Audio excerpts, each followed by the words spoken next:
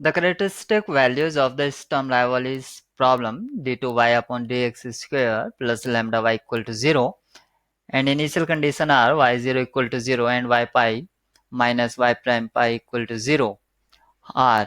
तो इसका जो कैरेक्टरिस्टिक वैल्यूज होंगे इस linear differential equation of order 2 की, वो हमें बताना है कि उसका फॉर्मेट किस टाइप का होगा।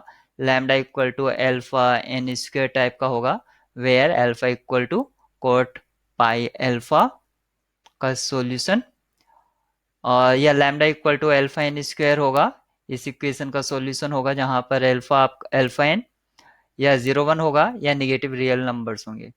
तो सबसे पहले ये जो हमें गिवन डिफरेंशियल इक्वेशन है, आ, इसको हम थोड़ा सिंप्लीफाइड फॉर्म में लिख लेते हैं। तो जो इसका हम रिप्लेस कर देते हैं डी अपॉन डी एक्स को कैपिटल डी से, तो जो होगा D square plus lambda Y equal to 0, इस फॉर्म में लिख सकते हैं। इसका ऑक्सिलरी इक्वेशन मैं हमेशा डी का ही यूज़ करता हूँ, एम वगैरह का यूज़ नहीं करता हूँ, क्योंकि सिर्फ हमें मतलब होता है रूट्स निकालने से। तो D square plus lambda equal to 0, तो यहाँ पर जो डी है, डी का क्या वैल्यू आएगा, plus minus iota root lambda. अब हमें यहाँ पर ये मिल गया है। यहाँ पर आप ध्यान देख सकते हैं कि जो राइट हैंड साइड है यहाँ पर, तो राइट हैंड साइड 0 है, तो इसलिए इसका पर्टिकुलर इंटीग्रल जो है वो एग्जिस्ट नहीं करेगा। तो इसका जो कॉम्प्लीमेंट्री फंक्शन है वही इसका जनरल सॉल्यूशन देगा। जनरल सॉल्यूशन कॉम्प्लीमेंट्री फंक्शन जिसको हम बोलेंगे वाई एक्स, क्योंकि एक्स में होगा। तो यहाँ से इसका जो कॉम्प्लीमेंट्री फंक्शन है वो क्या आएगा, वो आएगा c1 cos root lambda X plus c2 sine root lambda X. ये इसका वाई एक्स आ गया है। अब जो हमें कंडीशन दी थी इनिशियल कंडीशन कि y0 इक्वल टू 0, उस इनिशियल कंडीशन का यूज करेंगे। इसको मैं इक्वेशन पे बोल देता हूँ, यानी कि प्रिंसिपल सॉल्यूशन है हमारा। तो y0 क्या हो जाएगा, y0 equal to 0 equal to c1 cos 0 आपका 1 हो जाएगा प्लस c2 और साइन 0 का वैल्यू 0। तो यहाँ से क्या पता चलता है कि 0 इक्वल टू c1, यानी कि c1 का वैल्यू आपका 0 हो गया। उठा के आप इक्वेशन p में पुट कीजिए, तो पुट इन इक्वेशन p, जिसको हमने कॉल किया है p, इसमें पुट कीजिए। तो yx क्या हो जाएगा आपका, yx आपका जो हो जाएगा वो हो जाएगा c2 sine root lambda x. अब हमें जो सेकेंड इनिशियल कंडीशन दी थी वो y0 minus Y prime at 0, sorry pi पर दी थी ये, equal to 0।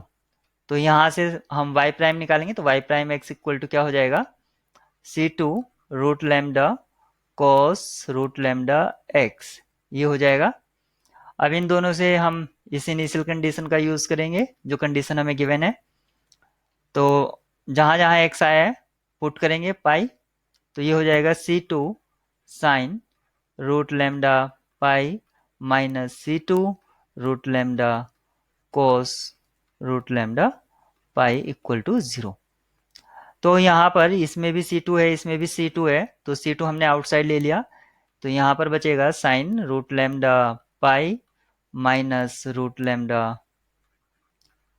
Cos root lambda pi equal to 0।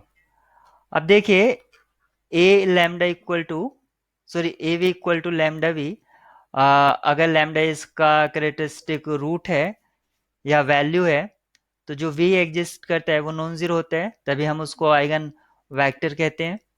तो अगर हमारा यहाँ पर क्या है, इस इन चीज का दो का प्रोडक्ट जीरो है, तो क्या तो ये जीरो होगा या ये जीरो होगा।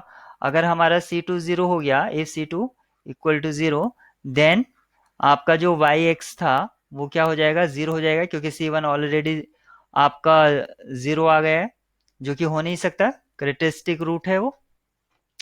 तो यहाँ पर जो होगा sine root lambda pi minus root lambda cos root lambda pi equal to 0, ये 0 होगा।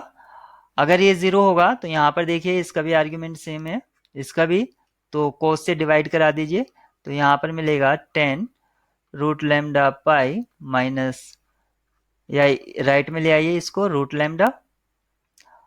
अब अगर मैं रूट लैम्डा को अल्फा कॉल कर दूं, रूट लैम्डा को अगर मैं अल्फा कॉल कर दूं तो ये क्या हो जाएगा, 10 alpha pi equal to alpha.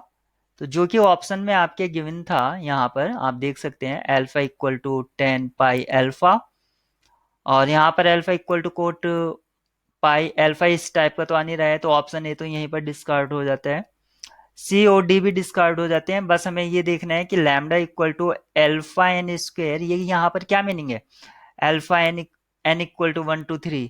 तो इसका यहाँ पर ये मीनिंग समझ लीजिए, यहाँ पर इसका क्या मीनिंग है। तो अभी जो है यहाँ पर हमें दे रखा है कि lambda equal to alpha n square where n varies from 1 to and so on. तो यहाँ पर जो मीनिंग है एल्फा एन क्या है, एल्फा एन यहाँ पर रूट है या सॉल्यूशन है, आप कह सकते हैं solution of alpha equal to 10 alpha pi का।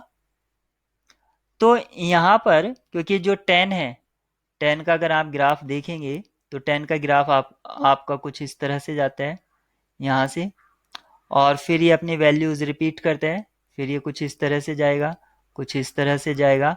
यानी कि अगर ये -π/2 है, ये -π/2 है, ये π/2 है, जहाँ पर ये इसके एसिम्पटोट एग्जिस्ट करेंगे इस तरह से।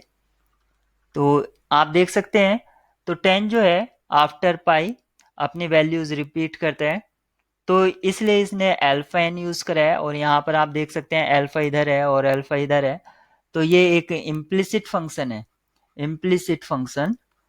तो इम्प्लिसिट फंक्शन होने की वजह से इसका जो प्रिसाइज फॉर्म होगा वो यही होगा, एक तो इम्प्लिसिट, दूसरा ये एक तरह से पीरियोडिक फंक्शन है, अपने वैल्यूज को रिपीट करता है आफ्टर सम टाइम्स, लेकिन ये एसिम्पटोट पर डिफाइन नहीं होता है।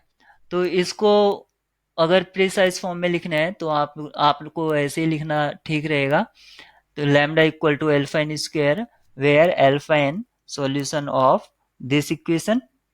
जैसे कि आप यहाँ पर देख सकते हैं, अगर मैं इसका स्क्वायर कर दूंगा तो ये लैम्डा आ जाएगा, तो अगर आप इसका स्क्वायर कर देंगे तो जो कंडीशन यहाँ पर है वही फॉर्म हो जाएगी एक तरह से, तो दोनों साइड स्क्वायर करने पर। तो यहाँ पर जो इसका राइट चॉइस था वो आपका बी होगा,